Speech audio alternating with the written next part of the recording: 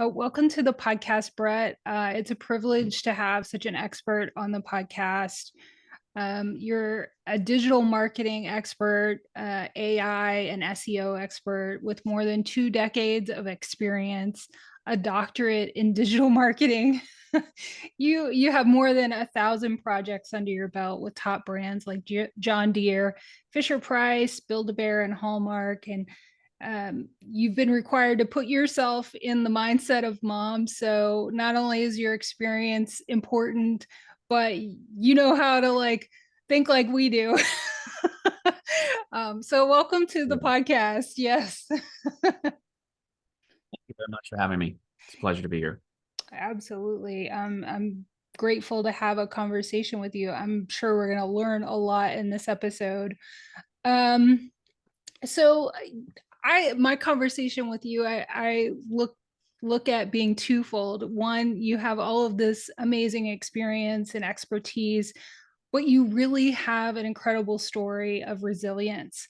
So, and you had a TEDx talk that moved me and really resonated with me. And I'm sure, many other people have watched it. So can you just talk about your story in overcoming cancer and really how that impacted you? Absolutely. So I found out about that in 2019 towards the tail end of it. And my wife would kept getting on to me about like, hey, your skin's looking a little weird, different. And I was like thinking, I've had mold and things forever. So never really thought too much about it. And then typically when you think about skin cancer, it's not something that seems like it's massive. But Right. when you look into the number of people who start getting skin cancer that can potentially lead to other areas, it starts to becoming much greater than most people know. So I wound up going out, and my wife continued to bring it to my attention. So I went and got checked out, and then did skin grafts, and then thought, oh, I'm just going to get it cut out. I had already had this done 3 other times in my back. No big deal.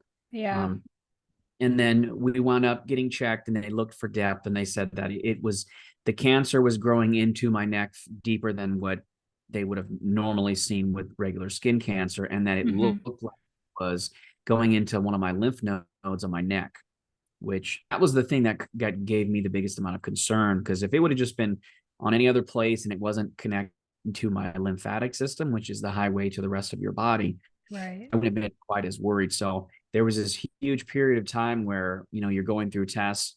I had to go out and get nuclear material injected into my neck, go through, get a CAT scan, and have to go through the process of waiting to see how deep was it, did it impact everything. And then they didn't really know if it had gotten into my lymphatic system until surgery. So here I am waiting for surgery for months. And Right. then now you get into surgery, and then you get to figure out, okay, how far did it go? How much did they take out? And they wound up taking out one of the lymph nodes on my right side of my neck. And then thank God I was lucky enough that it hadn't quite made it to the lymphatic system, but they wanted to take out that lymph node. They needed to take out a section of my neck the size of about $50 to make sure that there wasn't any margin of error. And during that process, it just made me think about, my life. It made me think about my journey, my family, my kids, my wife, everything you can think about and here I am 44 years of age thinking, hey, if this thing does if it had gotten into my system, I probably got maybe another 6 months to a year to live. So I just had to spend a lot of time really wrestling with who I am and what my life is truly about. Yeah, I feel lucky to even have this conversation with you, that you're here. It's just what you went through, and it was during the pandemic. I'm sure some of this unraveled and surgeries and recovery, and that just must have been incredibly difficult. So hopefully you treat your wife extra special on Mother's Day this year for sure. Good thing you listened to her. I'm glad you did. But some of the points in your TEDx talk that really resonated with me, that I think my audience tends to get stuck. And I know I had this personal experience when I had to step back from my career and start up my businesses, was not letting what you do define you. And can you just talk about that for a minute? because I think that that is so important and can really hold us up from expansion, our Mhm. identity, how we see ourselves. Yeah, I think it's huge. I mean, like if you're talking, regardless if it's for men, for women, we all get caught Sure. up in what we're doing, and that becomes this huge part of your identity. And when you run into those moments in life where your identity is challenged, like if it's all about your career and you work for such and such company, then let's say you get fired, you're going to have this major paradigm shift in your mind as to who you are, what you do, what your value is to yourself. It could be career wise, it could be any aspect. It could be just in marriage. You might be married to the wrong person who you should have never gotten married to, and then things don't work out. Okay, worst case, it just doesn't work out. And then you get wrapped up in this mindset of I'm this husband or wife married to this person, or now I'm just a dad, or I'm whatever I am. I think if people put themselves in those kinds of boxes, it makes it harder when you have bad things happen to you to have a paradigm shift, as they say. So I Mhm. always tell people you can keep your mindset focused on like who you are as a human being and knowing that you're this complex organism that has multifacets to what you are and who you are and what you believe. The more we can go back to those kinds of roots, it makes it easier when something shakes the very core of your nature, and then you're not stuck with, oh, I'm just a digital marketer, I'm just a dad, I'm just a mom, I'm just a whatever you add in to I'm just a. It makes it easier to not get stuck in that mindset. Right, for sure. Let's say we move past that mindset, then we need to start thinking about taking some risks, right? And creating new neural pathways. And that's so important. So can you just talk for a minute about your vision on that? Because I thought that that was really important. Yeah, it's amazing when you start thinking about just taking action and how if you take action, even in the midst of not having the right mindset or feeling, how that can start to change your brain. And I just noticed with myself, the more when things get harder, I just keep going through it, saying, hey, how do I get through this day and get to the next one? And I've had, during COVID, I've had lots of moments like that. In the last 20 years, I've generated millions upon millions of dollars for big brands as well as for myself.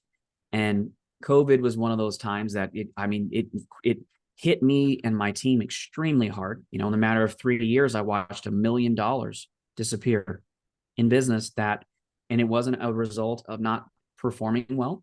Mhm. So there's that risk of any person, where you're getting to a point where you're selling millions, you're at the height, and then all of a sudden something like COVID hits, and then you're like, oh crap, I just lost $1 million.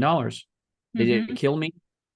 No, it didn't kill me. But I still had to look at that moment and say, hey, those loss of clients or the revenue that came in because people were pausing their marketing because they were afraid of what was going on in the community or in our world, they decided to pause their marketing. Mhm.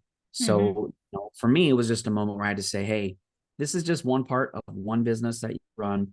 Focus harder, get through it, and then replace that revenue or get new revenue based off of existing or new services. So a lot of it is just having the mindset to continue to move forward rather than saying, because I don't know many of my friends from when I was in high school or college who, if I were to say, hey, you just lost $1 million this year, like, how are you going to take that?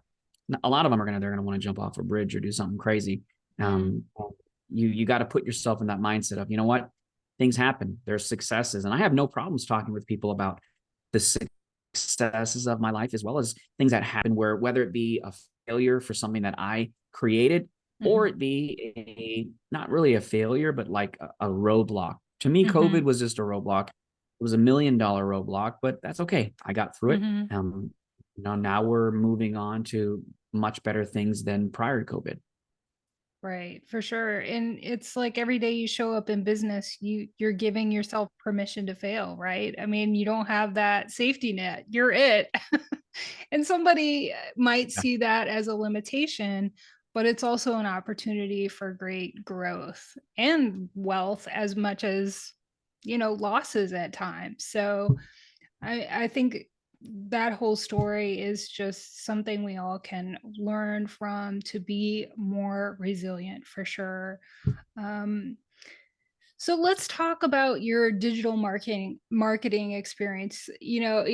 Talk about Dr. Digital and because and what's so important about digital marketing, because especially as new business owners, we tend to wear all the hats and do all the things. And then I also like to emphasize, like, regardless of what you have help with, you need to know certain basics and fundamentals for sure. Um, Absolutely. Absolutely. yeah, so So how'd you get into it? So I have been studying digital marketing for a number of years, and it seemed like every 5 to 7 years, I would get a little bit more bored with what's out there, what can I learn, how can I push myself to another limit. And in 2004, I had gotten my MBA in internet marketing, and there had been obviously between 2004 and 2022 or 23 is a good amount of time. So I'm just in between that time, I was picking up new things in terms of strategies for digital marketing as a whole, and then being able to apply the learnings. And, he talked about COVID, and in COVID, I think during all this time when I have cancer in my neck and I have all these different things going on, I went and decided to take a digital marketing certification through Harvard. And Mhm. I went through that program. I got to present to the team our findings. We wound up doing a digital marketing experiment, if you will, on a local business to see if we could throw different types of marketing. So I was able to help the team create an entire digital marketing structure and strategy for that business. And I Mhm. got chosen out of the team to present to the professor at Harvard, passed it, got the certification. I did that one. And then as soon as that one was over with, as if I didn't have enough things to do, I decided to get a digital marketing certificate through Oxford University. And that wound up taking me another 6 weeks. We wound up creating another plan as it related to digital marketing for a different kind of business. And then after I got done with that, I said, you know what? I really like all the information we put together from these two certifications. And Mhm. then I wound up looking to see if there were any opportunities online from a doctorate standpoint in what I do, and I couldn't find anything. I Hmm. searched for over a year, and I wound up finding one program that was in the United States, and it was 2 years. I found another program that was in Switzerland. That was 1 year. It was an accelerated program. So I typically tend to get a little bit impatient with things. So I said, you know what? I'm going to do the program in Switzerland. It's 1 year, 52 credits. I'm going to get this thing banged out. And I wound up writing my dissertation on utilizing multiple forms of marketing to where you could get traffic from tons of different places and then generate it from where it's extremely cost effective. So Mhm. it's more like an omni-channel marketing strategy Mhm. where you're taking things from all kinds of different platforms. You're trimming the fat, as they say, with wasted spend and figuring out what gets you the most traffic at the lowest amount of cost with the highest amount of conversions. And 120 pages later, I was finished with my dissertation on that main topic. It was a crazy ride. That's what kind of led me to deciding to go and get my doctorate in digital marketing. If we could only do like a download, right? That would be amazing. Um, but for anybody listening who's like not sure, they might have a concept of what digital marketing is. Can you just do a little summary of like what digital marketing encompasses? Mhm. It really depends on what you're promoting, what you're in, what industry you're in, because digital marketing can relate to tons of things in tons of industries. So let's say you're a mompreneur and you're running a business that is dealing with toys for kids or reviews for products or anything of that nature. Mhm. For you, digital marketing could mean doing things on Pinterest, on TikTok, on Twitter, on YouTube, maybe Facebook or Instagram, and it really just is a medium that gets you in front of other consumers where you can Mhm. interact with them. Mhm. So some people think LinkedIn, you can only use LinkedIn and other places if it's B2B. I mean, you can still put information out on all platforms. What I tell people Mhm. is create content that can go on as many platforms as possible. And if Mhm. most people think, oh, TikTok, I'm not going to get anything from TikTok. Maybe it is for a lot of younger users, but you just never Mhm. know who's on the platform. Could be a person who is an executive who's on Instagram in the bathtub late at night consuming content. They happen to see something about your particular product, service, or skill set. Mhm. Creating content in different platforms, Mhm. um, Digital marketing could be a huge component. One thing that I'm seeing working really well is we talked a few minutes ago about videos and taking long form content. People are doing podcast interviews. They're doing training sessions. Mm-hmm. We're using artificial intelligence to figure out what questions are being asked online by consumers in relation to any type of product. And I tell people, you could literally take AI like GPT-4, pay Mm-hmm. $20 a month. You have access to the highest level artificial intelligence as it relates to text. Figure out what kind of content do you create. Case in point, I have a customer that does sells products that are related to curcumin, and it is water soluble curcumin. It's a phenomenal product. Mm-hmm. So he was talking to a doctor. He said, "Hey, I'd like to do an interview. What kind of questions can I ask this?" I told the AI, "Hey, write me 21 questions that are written to a doctor in relation to curcumin based on all the health benefits to a person for taking these products." And within 3 minutes, I had a list of 21 questions that could be asked. The doctor then came, or my client then came to the doctor, did a Zoom call, asked all the questions, Mm-hmm. and then got themselves the footage. We took that footage and cut it up into 21 separate videos with separate thumbnails. We went into used AI to rewrite, to create brand new titles, descriptions based on the transcript. I was able to tell the AI, read the transcript and come up with a very good, catchy title. Come up with a 1,000-word article based on the transcription of that video. Come up with the tags. Come up with a posting strategy. And then we were able to create a 21-part series for the doctor. They spent 1 hour and did a Zoom call. For them, marketing was long-form content in the form of videos. And they had a social media team. And I said, "Hey, why don't we take and create a ton of content that's video, that's engaging, that's long-form content into short form, and push it everywhere?" And it worked extremely well for that company. Mm-hmm. That's incredible. So it sounds like, would blog articles also be included in digital media or digital marketing, would you say? Yeah. I mean, Okay. if you're looking with the strategy I just mentioned, Yeah. let's say you go use AI to Mm-hmm. come up with a 30-part series about how mompreneurs can hit different levels of success in their life based on what are those top 30 characteristics. Now, you use the AI to Mm-hmm. come up with 30 topics. Mm-hmm. Then you can use that AI to come up with 30 transcripts that you can then use to do 30 videos, 30 training Yeah. sessions. Take each one of those videos, you transcribe them all, and then you take and tell the AI, "Hey, I need you to create a new article based on the transcript, and then you do X, Y, and Z." And now you've got yourself 1,000 to 15-word article of content that's based on what you said in your video that you can then put on your website. You can then take it and you can put the article on as a description in your YouTube video. You can repurpose this content again and again. But the key thing is, specifically with AI, is making sure that that content is in your voice. Right. You use the AI to create the headlines, you created your outlines, your script, and then it came out of your words. Then Mm-hmm. you told the AI, take my words and turn it into an article about the things that we talked about in my particular video. So you can see how the AI took things full circle Mm-hmm. from idea to content creation. Right. So, what I think is really important to talk about is being intentional and purposeful with the content and how we share it and how we create it. And I think, tell me if you agree, an integral part of that is SEO. So, can you talk about what SEO is if there's somebody listening who doesn't know, and just the important role of SEO in creating content? Yeah, SEO in its purest form is just creating content in a way that gets search engines to recognize what you're talking about. So we Hmm. talked about videos and things, turning video content into text-based content, Hmm. getting that on the website, making sure that Google can communicate with your website and get an idea. It's like a book.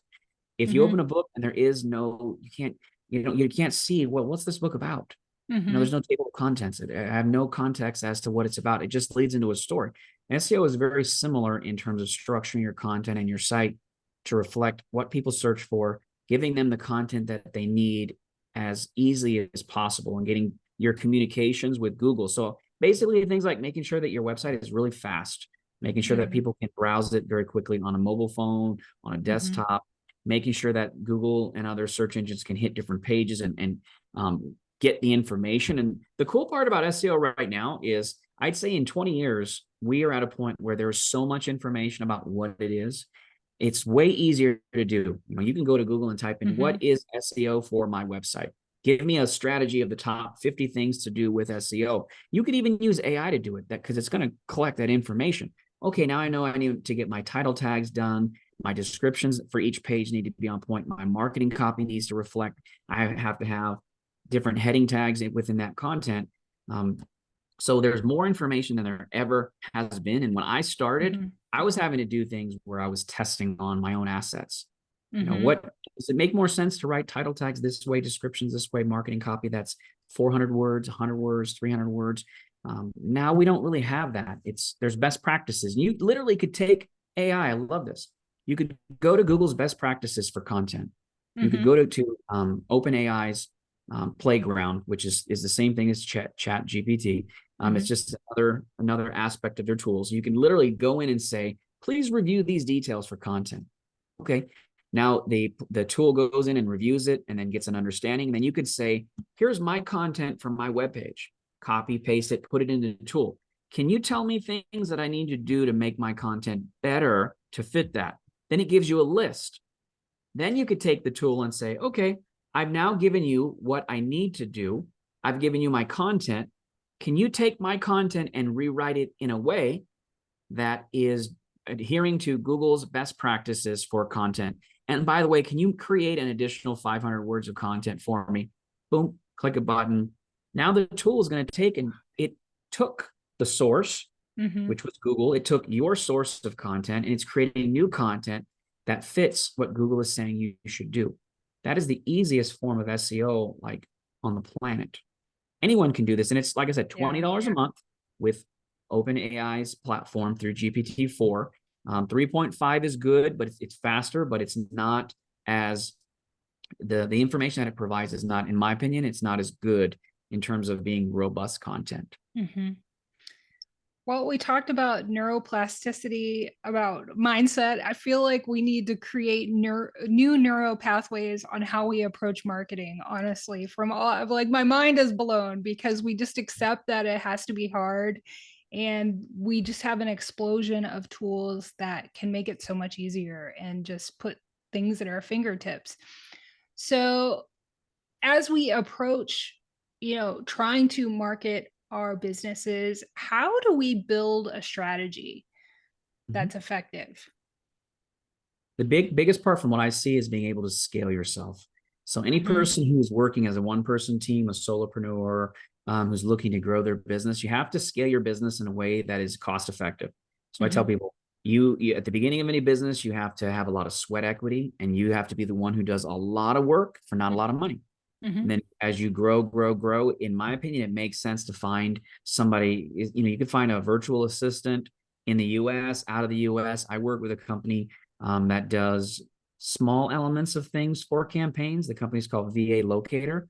Very, very good team. They're in Colombia. I needed a person to go out and help me with my videos. So now I hired a person less than $1,500 a month. And I've got 160 hours of their time every month. I can go out and take videos. And so the reason I talk about VA Locator is the fact that you're able to scale your time. Every time I take on a new person, I say to a business owner, let's say you could scale and give yourself 160 extra hours per month. It's going to cost you, let's say, $1,400. It's not a high price, but now you're getting an extra 160 hours in the month. You could literally tell yourself, you can even use AI. Hey, I'm a person selling this particular product. Can you help me create a strategy that says something related to social media? Literally, you can take the strategy, you can create, as I mentioned, the topics for 30 things to talk about in a month. You can come up with information for text, ideas for videos. You do the videos. You can use tools to go and take that information and disseminate it. Like Plannable.com is another tool that you can use to plan out your social media. Now you give this content to a VA and say, okay, I just did these videos. I need you to go and use these tools to go out and change it and tweak it. And there's a lot of different video tools. You and I were talking about Opus Clicks. There's tools like that where you can go out and take content and put it in long form videos to short form videos. And now you're giving that to your VA and you're saying, I want to train you in or you can train yourself with these tools. Now you have a person who is acting like an army on your behalf, creating content in terms of text-based content. You can go on and now you're like, okay, I've got to create, I took one video and I need to take that video and turn it into content to submit to 5 places. Now you take the video and you say, here's 30 different topics that I wrote about. Tell the AI, I need you to come up with 30 different posts specific to Instagram with all the hashtags and everything. Now the tool takes the post topics you gave it, creates you 30 different posts for Instagram. Then you do the same thing for Twitter. You do the same thing for Facebook. You do the same thing for TikTok. So now the kicker is being able to scale your time. So there's the paradigm shift with AI and usage and dangers and things. I tell people, use the tools to 10x your time. If you hire somebody to do the work with you like a VA, they can become proficient in the tools. You don't have to. You just have to go out and do the video interviews. Or if you don't want to do that much in terms of output on yourself, you literally could have your VA interview. You come up with the 30 questions, 60 questions, let's say. 60 questions. They go on an interview. You get on Zoom. They ask you the questions. You answer them each in 1 minute. Now you have it's going to take you about 75 minutes to do that, because there's a little bit of time before and after. Now you've got 60 micro videos that can be used on Instagram, TikTok, YouTube Shorts. And then now you're giving your team all that content to tweak. Now you have 2 months worth of posts. And that was if you're only to do it once a day. I would say you should probably do it 2 to 3 times a day. You took 30, and if you think about the scalability of this, you go out and you create, let's say 30 videos, and then those 30 videos are posted out to 5 places. It's 150 submissions in a month. And then let's say you were to do that twice a month. Now you got 300 submissions. You're doing 10 submissions a day across 5 different sites. And now you have 300 posts a month. So people either can do that strategy, and they can either, hey, they want to spread it across a 6-month period. Awesome. Do it for 3 months and spread it over 6 months. Or you get crazy and say, I'm going to just flood the internet with information. And you do 3, 4, that's 1 hour of your time a month. Who can't get on Zoom and spend 1 hour answering 60 questions? If you don't have the time to invest in that, you shouldn't be doing anything with internet marketing. Because whatever you're going to do is going to fail, because you're not investing in yourself, and you're not willing, like I mentioned with a VA, invest in yourself to have somebody double your output. The only other thing you have to do is more hours yourself, which saves you money, and it takes you twice as long. So the big thing is hitting critical mass with what you're doing with the tools, and AI is a phenomenal tool to make that happen. It sure is. And it's just, we just really need to rethink how we approach, and not just using our content in one way, but multiple ways, like you mentioned, long form, short form, articles, all of these things. And I think we have a tendency to not think expansively about what we're creating. But let's say somebody's just starting out. Is there any strategy on what platform might be the most successful? I think there's a danger in trying to do too much at once. I don't know. Do you have any opinion on that? I think if you're using tools correctly, you shouldn't hit burnout. You shouldn't have to spend any more time than needed. And by that, I mean, like we mentioned, different platforms: Instagram, Facebook, TikTok, Twitter. Those are 4 basic platforms that you can do where you can create content. And then you have your blog. That's your 5th component.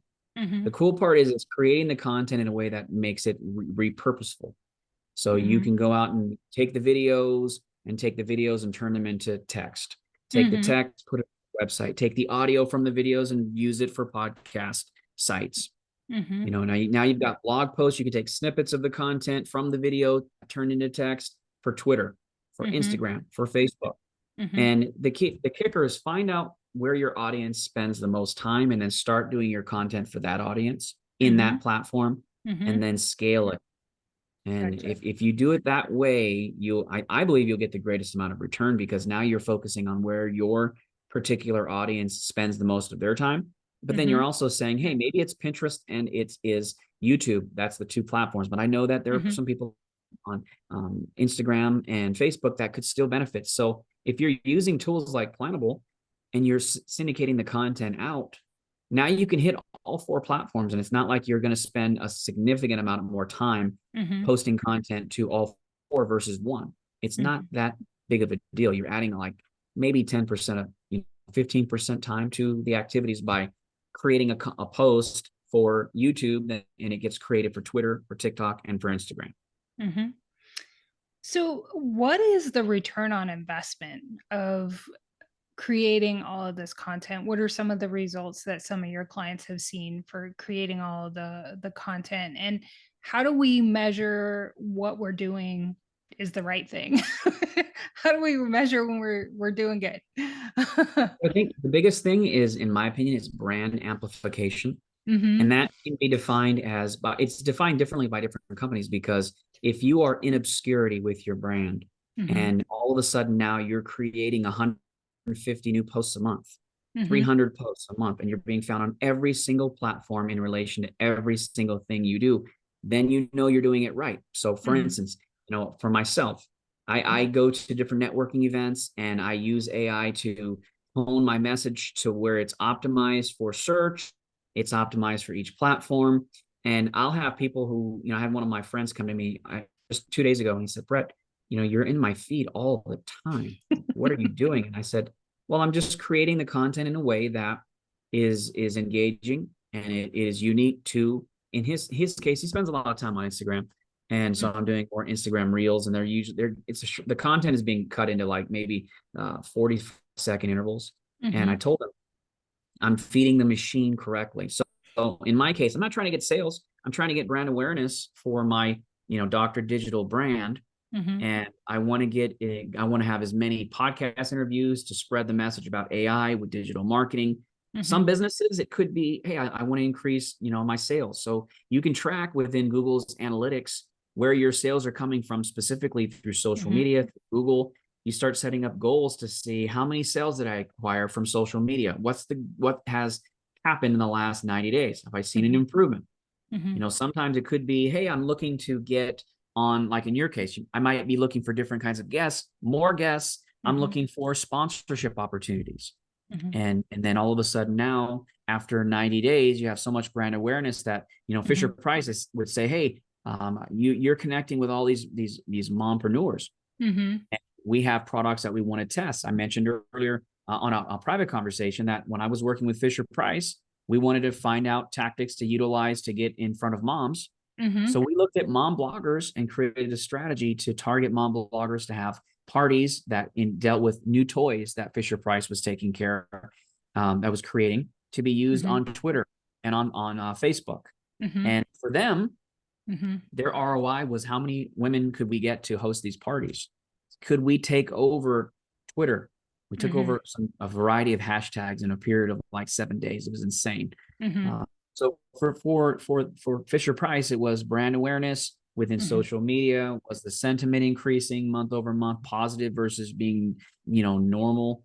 Um, Mhm. so really, for you, it just depends. Like if your goal is to get more people to sign up for your podcast or your newsletter, or to get sales, it's really going to depend on what you're looking to achieve. And Mhm. then I would say, though, with social media specifically and Mhm. SEO, the game plan is longer. And here I am too. I'm pushing out, I've got over 100 videos on my YouTube channel in terms of long and short form content. I did that in less than 5 months.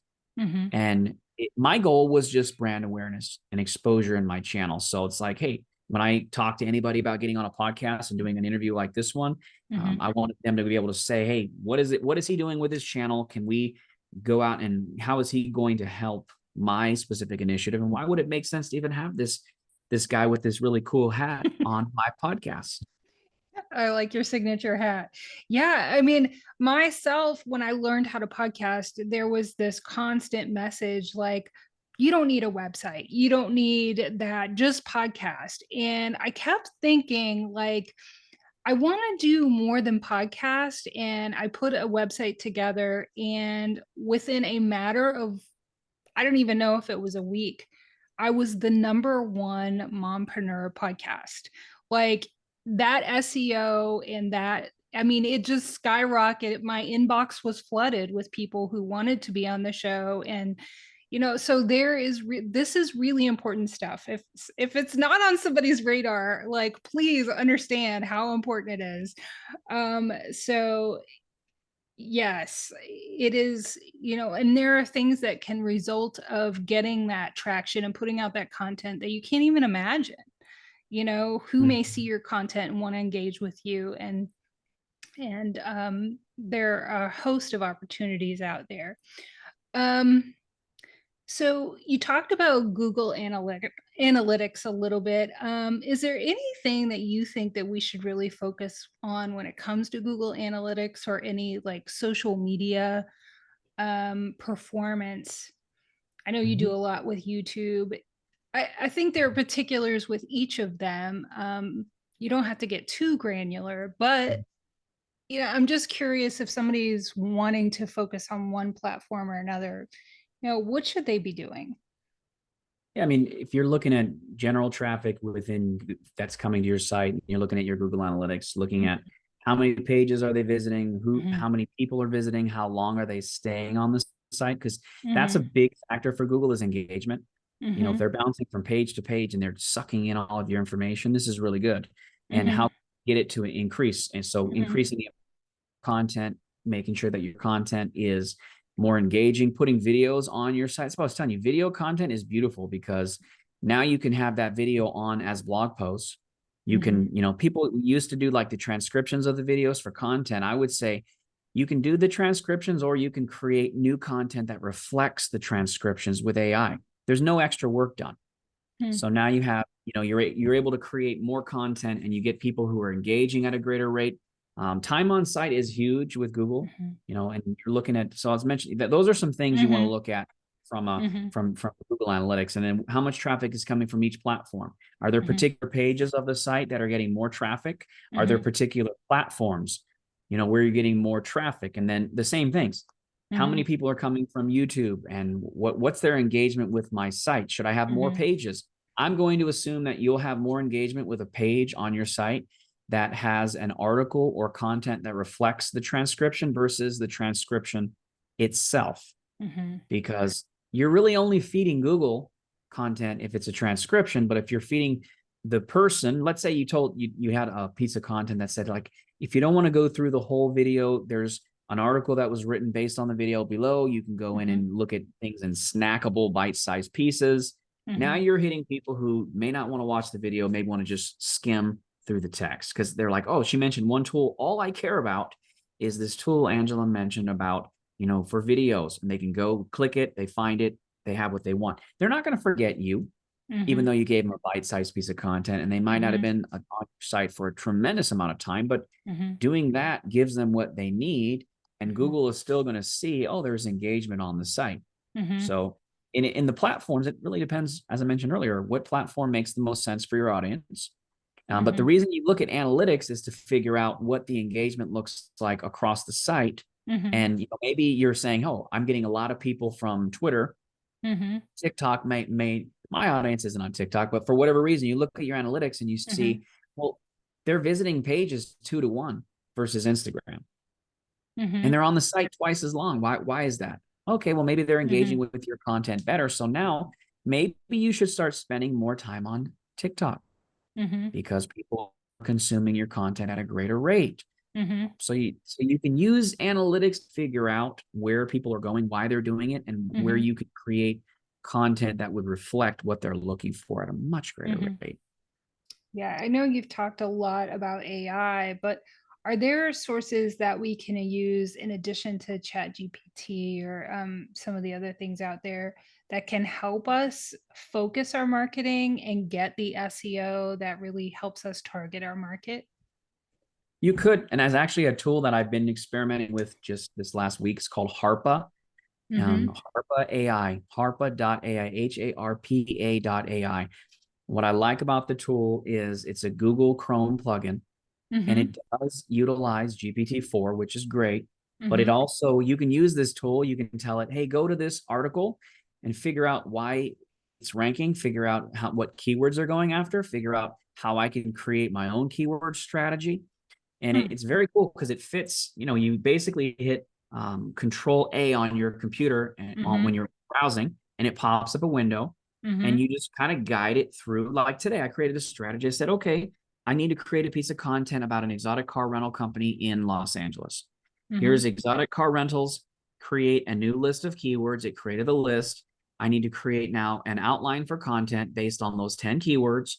It did that. I need Mhm. you to take the outline, create an article based on this very detailed outline. It Mhm. did that. I was able to tell the tool, hey, I need you to create it and write it from a luxury standpoint, because these are people who are wanting to rent, Rolls Royces. Or I need it to be funny or creative because we're talking about Lamborghinis or Ferraris.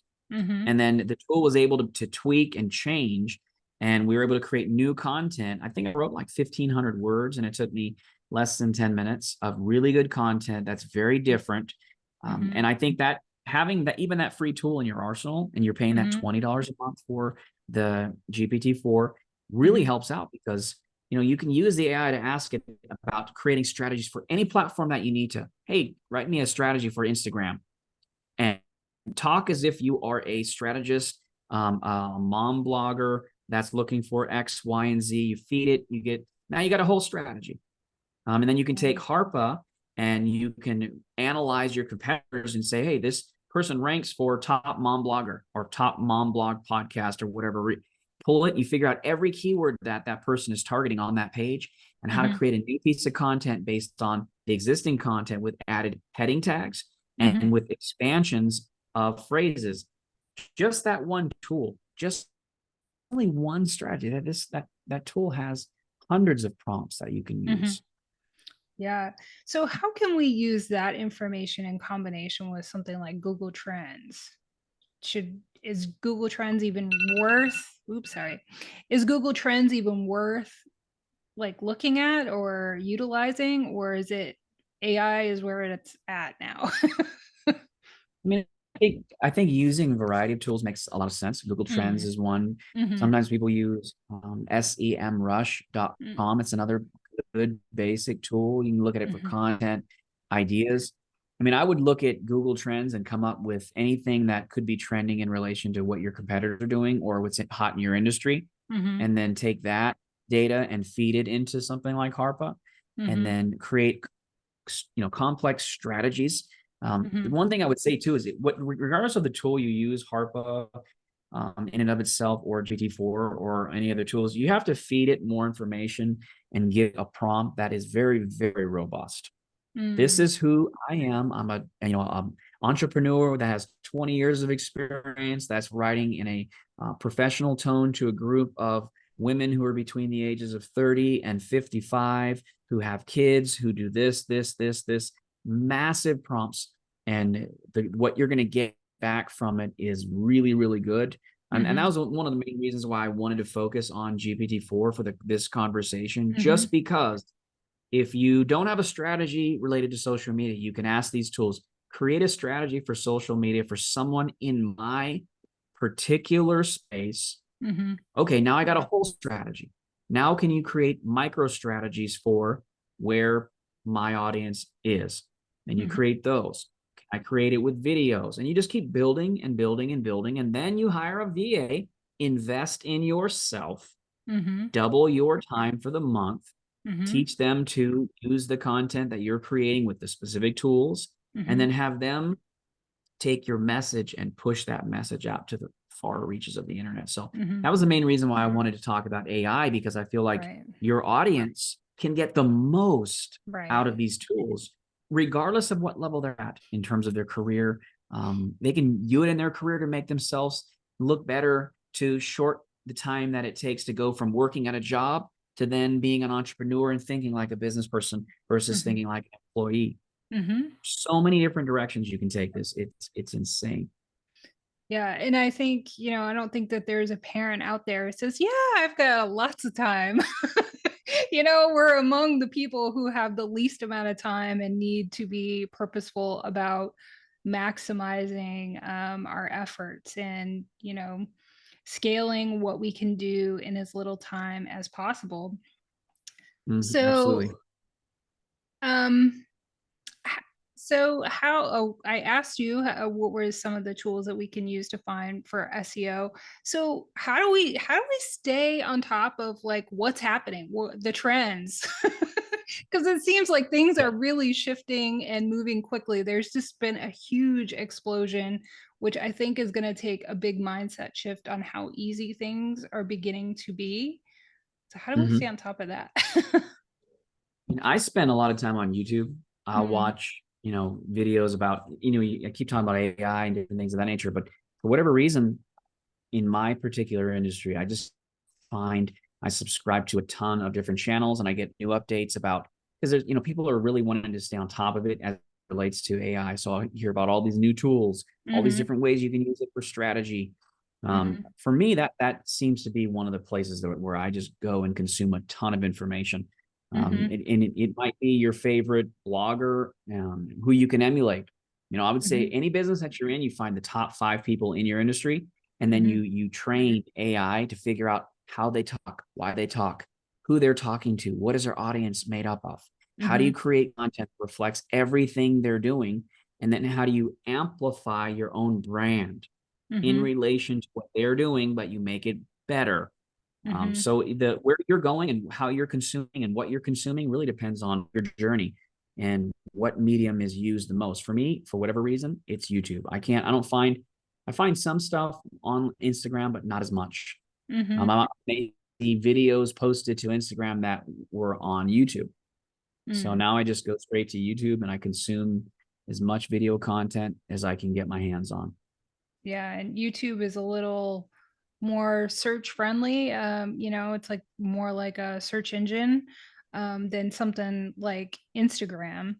Um, I feel like I just need to process all this information. I mean, you've just given us so many tools, so much good stuff. I mean, I appreciate your time. I'm grateful for just learning a small bit of what you have to share with us. I appreciate it so much. So, where can listeners connect with you? And if there's any information that you put out there that they can learn from too, where can they find that?